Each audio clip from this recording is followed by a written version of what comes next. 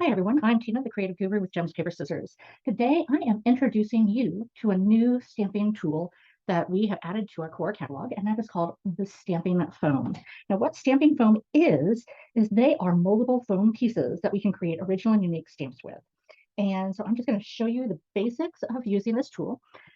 I'm going to create a negative stamped image. So I'm going to create basically the background around some flowers using our Floral Blooms stamp set. I've already pulled them off of my carrier sheet.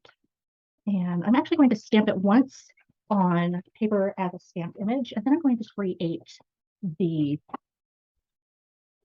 stamping foam image so that you can actually compare and contrast the two images. So I'm going to use the stamping foam underneath because I want that nice foam cushiony spot. I have added these, I actually overwrapped these past my little 4x4 block, just because I'm going to want that for my image on my phone this time. But you don't have to. This is create your own project, really.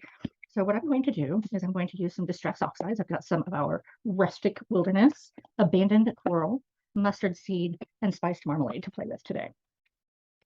So I'm just going to ink these up and just put them straight on to my images. And I'm not going to really go in a defined, this is the order I'm doing it kind of a deal. It's not how I'm really feeling it today. So, and we're going to do this again using the same colors and same technique, but on the stamping foam. So you really will be able to compare and contrast the true colors. It's not going to be the same order. Every one of these is its own unique project, as you know if you've played with the Distress Oxide. And so that's my inked up image. I'm going to use my little spray bottle that I like using so much, just because I like the effect that it's going to have on my ink. I'm going to go ahead and stamp that image down. I'm not really pressing hard, but I am taking a few moments to let the ink set into the fibers of my White Daisy cardstock. It's also allowing me a moment to tidy up my workspace because it is a small space. There we go. And so as you can see, that's a pretty typical stamped image. I'm going to quickly wipe off my stamps, although it really doesn't make much of a deal to leave it on. I'm going to quickly wipe this down, and then I'll show you how to use the foam stamp foam. So again, I like spritzing with our acrylic stamp cleaner. I like how it conditions the acrylic stamps, and it allows them to have a much nicer longevity compared to a quick wipe. So I do that with my stamp chamois or a scrap piece of white or whatever. I'm going to go ahead and open up my stamping foam. This kind of crinkly for a minute. I'm going to pull that out. I no longer need the stamping background that I use, the insert.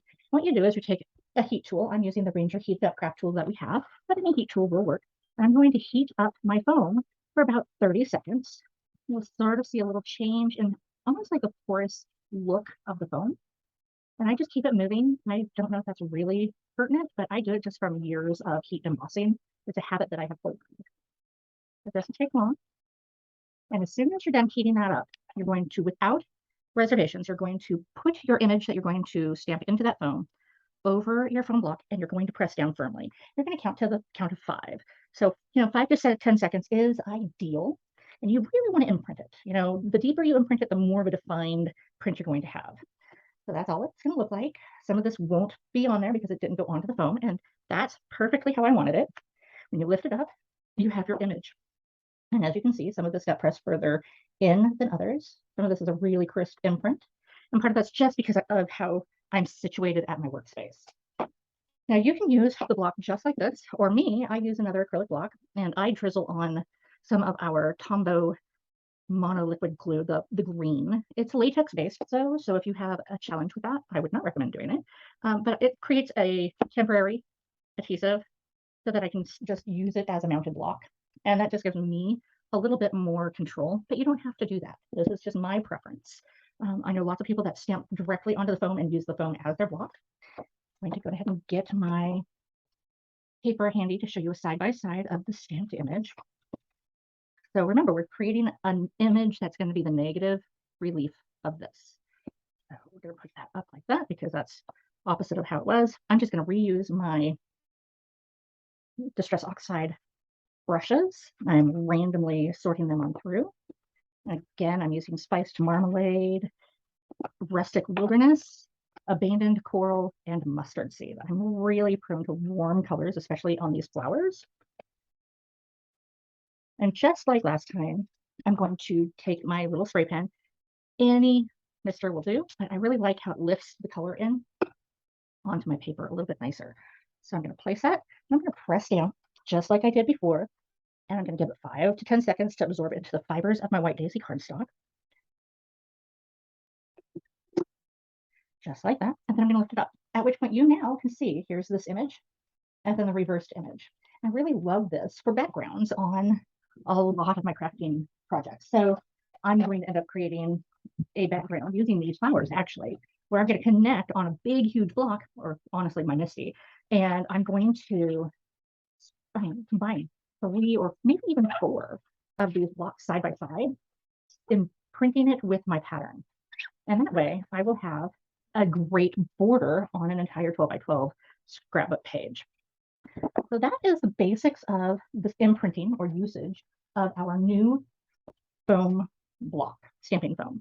You have so many opportunities to use it. So if I'm just cleaning it off with our spritz cleaner. Again, I try and tidy as I go because I have a fairly small space, bigger than I used to, but still pretty small. So I cleaned that up, do a quick wipe down. If I don't get it all, it's not a big deal. I can run it underneath the kitchen sink, bathroom sink, whatever, utility sink, and get it all clean. But I wanted to show you a really fun aspect of these blocks. People are like, oh my gosh, it's so expensive for just 4 little blocks that you can use. Well, these are reusable. Okay, you can leave it with that image forever and ever, or you can heat this up again. Again, it's about 30 seconds, and as you heat it up, you are resetting the foam in this stamping foam block to its original state. So you can lift that image right on out so that you can re-stamp it or re-imprint it with a new pattern or new image for stamping again, just like so. And so if you want to do a negative image, you want to use household goods, you want to use thin cuts, you want to do a specific design, but then after you use it, you want to be done with it. That's all it takes. Back to new. Thank you for joining me, Tina, the creative guru with Gems, Paper, Scissors, on learning the basics of our new stamping foam block. We'll be back on August 4th to show you a few twists using this block. I hope you enjoy this and share it, like it, click on that bell, and I will be back some other day. Bye for now.